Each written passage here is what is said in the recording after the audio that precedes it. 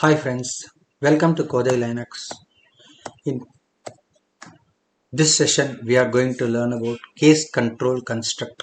So as a part of selection control construct, we have already learnt about the if control construct, okay, wherein we have learnt various variations of if control construct, simple if else, if, elif, nested if. Okay, so we are going to learn about case control construct, and in what way, where we go for the case control construct, where we go for the if control construct. In both the cases, like, the selected block will be executed only once, only one of the blocks would be selected. In both the case of if control construct and case control construct, both are known as selection control construct. So both are same in these aspects. Both are going to check some condition, but in what way they differ. Where we use if control construct, where we are going to use the case control construct. So in which scenarios, that we are going to see. Difference between case ISAC construct and if else phi construct. When the condition is checked on a range of values, if else if construct is used. If else phi, that construct is used. Okay, like, see, let me elaborate that to you. I want to check, I want to accept a percentage of marks stored by student, and based on that marks I want to take a decision. Like, if the marks is between 1 and 50, I want to give a particular grade. If it is between 50 and 80, I want to give a particular grade. If it is between 81 and 100, I want to give a particular grade. So here in all these cases, it is a range. Your value could be within a range. Like, between 1 and 50 means it can be any value. So it's a very big range. Okay. Not only that, 45.5, 48.92.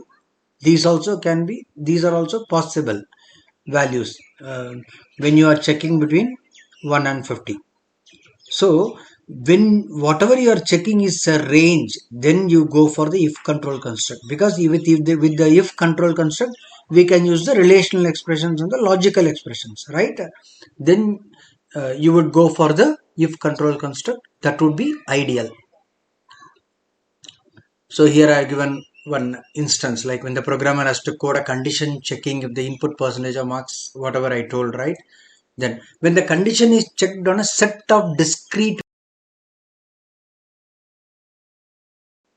values, then case ISAC would be an ideal choice. So when you are checking for a discrete values, whether the user input is one among a discrete set of values, like whether it is 1 or 2 or 3 or 4 or 5, you are writing a menu driven program wherein you are displaying some menu options, like 1 for adding records, 2 for deleting records, 3 for viewing records, okay, so on and so forth, okay, 4 for exit. So you are writing a menu driven program like that. Then what you would be doing, you need to check whether your input is either 1 or 2 or 3 or 4 or 5. It is not a range, it is one among the discrete set of values. In that case ISAC would be an ideal solution for that.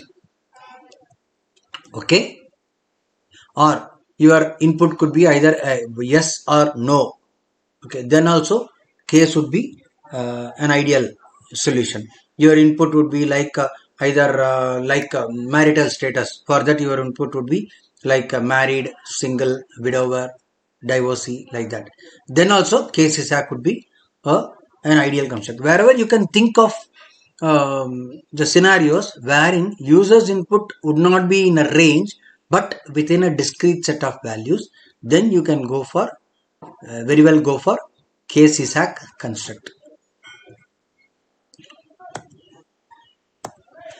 Syntax of case construct. So what is the syntax of case construct? Syntax of case construct is like this. Okay, case $var, wherein $var contains the value. $var is the variable that contains the value. case $var in is the keyword in, then option 1. After option 1 you can give a bracket. You have to give a bracket, then a set of statements, finally a double semicolon. Then option 2, a set of statements, double semicolon. Option 3, so a set of statements, double semicolon. Finally star, a set of statements, double semicolon, ISAC. See what these double semicolon will do, after every option, before beginning with the next option, double semicolon we are giving, right? The double semicolon is in fact a syntax requirement. Okay, if you are not giving double semicolon, it will throw error, right? The interpreter will throw error. But what double semicolon takes care means, after executing the statements of option 1, once the double semicolon is given, it will immediately come out of the case ISAC construct. It is not going to unnecessarily check that variable with the other options. Okay, that is the purpose of the double semicolon. We don't have to write a variable. Can be variables are mutually exclusive. The values of variables would be mutually exclusive. Hence, only one of the blocks need to be executed. Okay, a case should always end with an ISAC. That is another point to note. Okay, finally after all the blocks are given, finally you have to give the ISAC. So ISAC terminates the case construct. Okay, and then one more thing you are seeing, right? Finally I have given an asterisk. So asterisk is a wildcard. So asterisk means if the input is anything else, if the input matches with anything else other than whatever is given above. So if none of the options explicitly specified matches with the $var value, then whatever is given after the after that asterisk, okay, that statements are executed. It is something like default in the C programming. Finally, in the switch case, we will be finally giving a default, right? Default block. So the star is similar to that. So star will match any value. Okay, so let us move on to the dollar prompt.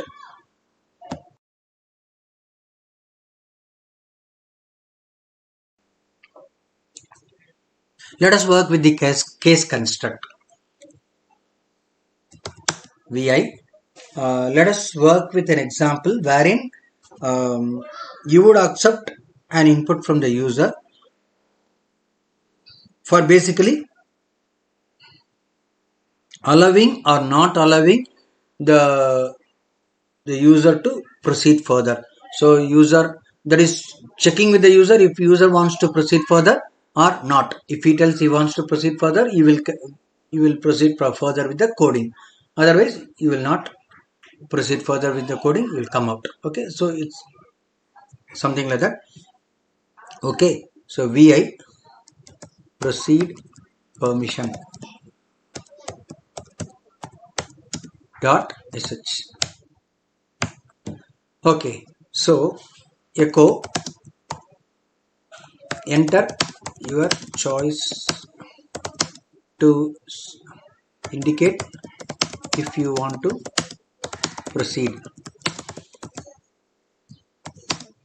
further. I can give -n. So the input would be accepted on the same line. Read choice. So the syntax is case $choice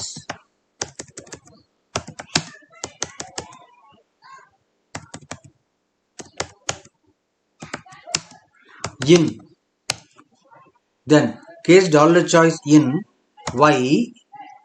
Okay, I'll give something like y. Okay, e yes, then bracket. So here we can use wildcards. So this bracket wildcard, what does it mean? Either capital Y or small y. In that position, either capital Y or small y matches. Then second position, either E or capital E or small e, capital S or small s matches. Then okay, here I made a mistake. What is that? Instead of square bracket, I have given curly brace. Okay, now it's fine. Okay, if it is yes, then echo yes, you are proceeding with further processing.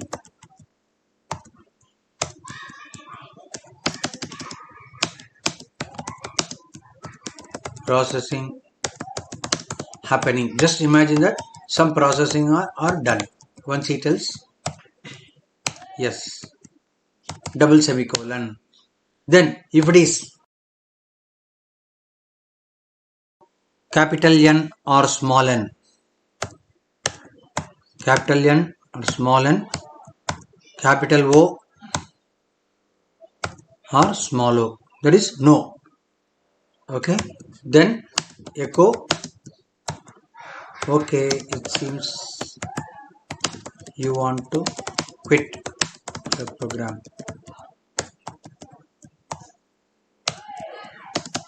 Echo bye bye double semicolon. So here I am giving asterisk, meaning what? The user neither enters yes nor enters no. Then what we need to do? Echo invalid response. Okay. Okay. You may please try again.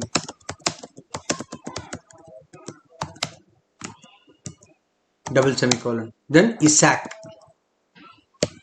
colon SCNU. Set line numbering.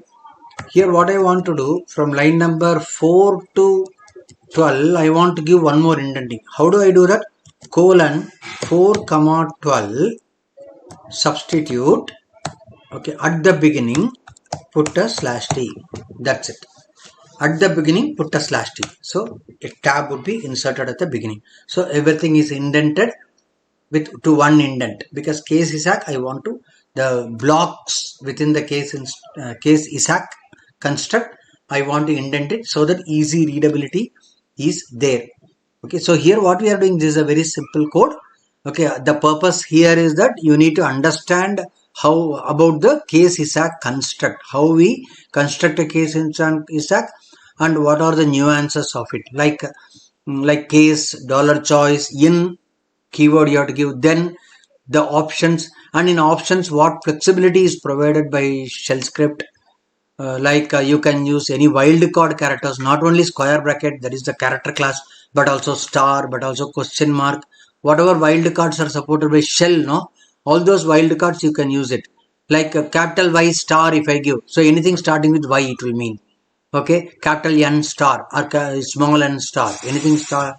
Or if I give something like within square bracket capital Y small y, okay, followed by star, it will mean anything starting with either capital Y or small y, it will match. Or capital Y double question mark, anything starting with capital Y followed by two characters. Okay, so that is what this is going to mean. So all these wildcard characters we can use in our case Isaac construct. Now let us work with this shell script. Let us execute the shell script. Okay, if I want to execute it like this, then what is the, if I want to execute it like /proceed permission.sh, then what I need to do, I need to give execute permission to the script. So how do you give the execute permission? chmod u+x for the file owner, add the execute permission, proceed permission.sh. Okay, ls-l proceed permission.sh. Yes. So we have got the execute permission for the file owner. Okay, now we okay, let us now execute the script. Proceed permission.sh. Enter your choice to indicate if you want to proceed. Okay, I am telling YEAH, yeah, invalid response, because it can be only YES or NO.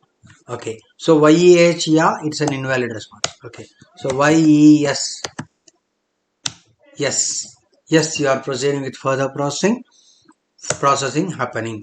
Okay, now YE capital S, yes, that is also fine, because I gave within three character class consecutive character classes, capital Y, small y, capital E, small e, capital S, small s, right? So it's fine.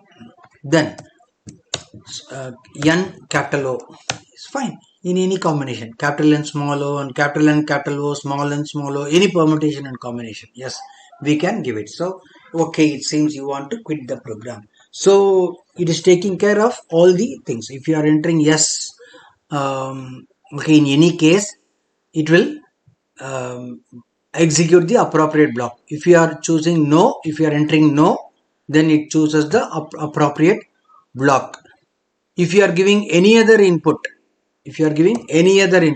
okay, something like whom, okay, invalid response. Okay, so whatever other input you are giving, anything other than yes or no, it will tell invalid response, because whatever follows that star wildcard matches any input, any character input. Okay, so it executes in sequence. First it will compare with yes, whatever input I have given. See, look at the code, cat proceed permission dot sh. So whatever input I have given, first dollar choice will contain that input. The dollar choice will be compared with this option 1, this particular option 1 it will compare with. So if it matches with this block will be executed, then it will be terminated, the case ISAC will be terminated.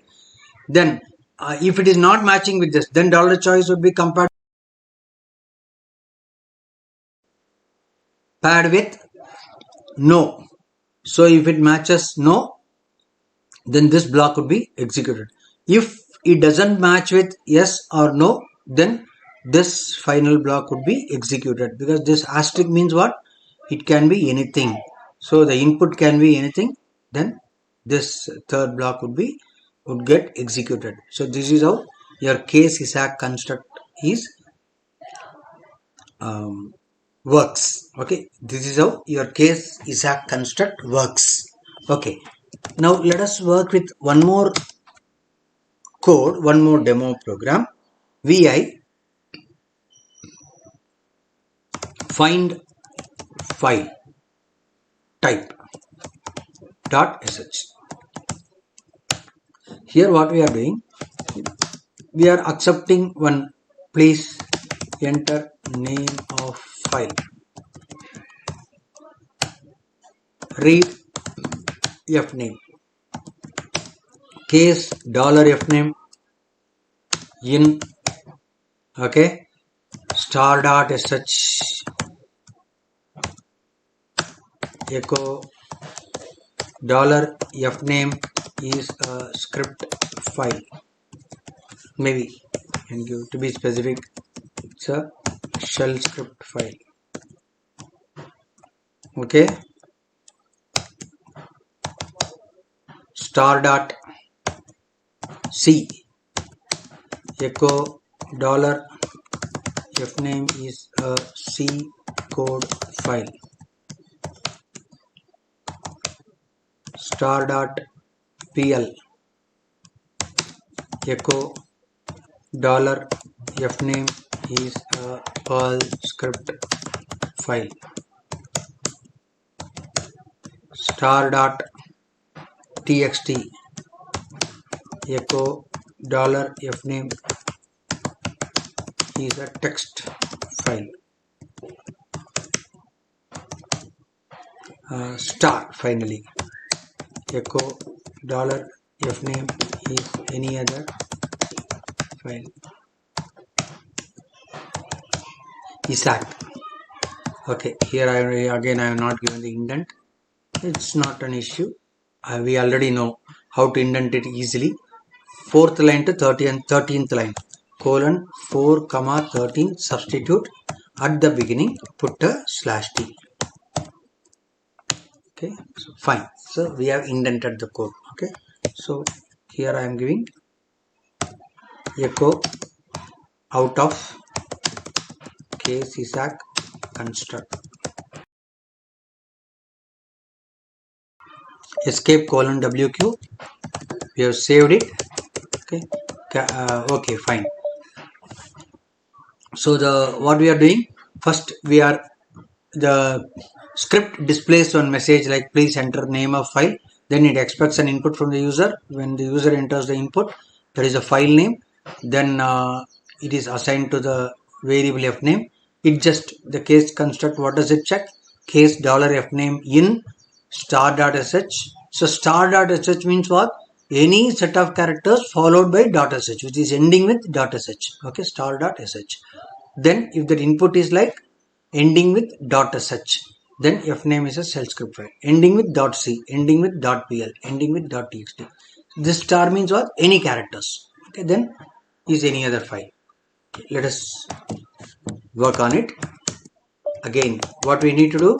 Chmod u plus x find file type.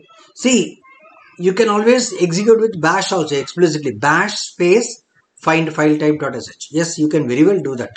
Okay, I'm just giving the execute permission so that I'm able to execute it like this. / find file type.sh. Please enter name of the file. Okay, so Fibonacci.c. Fibonacci.c is a C code file out of case Isaac construct, because once case Isaac is done, so I have given, so it is coming out of the case Isaac construct after displaying that, after executing that block, and eventually displaying Fibonacci.c is a C code file. After that, what it does, it just comes out of the block, and then outside the block, what is the statement? There is, it will go through the rest of the statements. Okay, what is the statement? Echo out of case Isaac construct, so it is displaying that statement. Okay, now let us execute it again. Now let me give something like prime.pl. Prime.pl is a Perl script out of case Isaac construct. Okay, let me give something like this thing. What is that? Check file dot sh. So check files.sh is a shell script file out of case Isaac construct. Okay, so fine.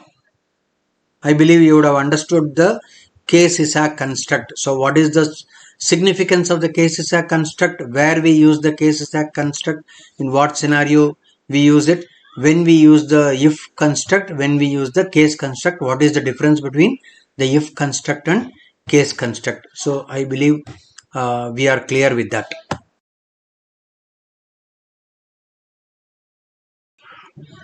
Hi. Before concluding today's session, I have a small interesting exercise for you. So find out who are the authors of Bash and what led them to author the Bash and their background. Like gather some information about these authors. It's for your general knowledge. If you already know it, well and good. Otherwise, just try to gather these information. This is just an interesting exercise for you. Thank you. See you in the next class. Take care. Bye bye.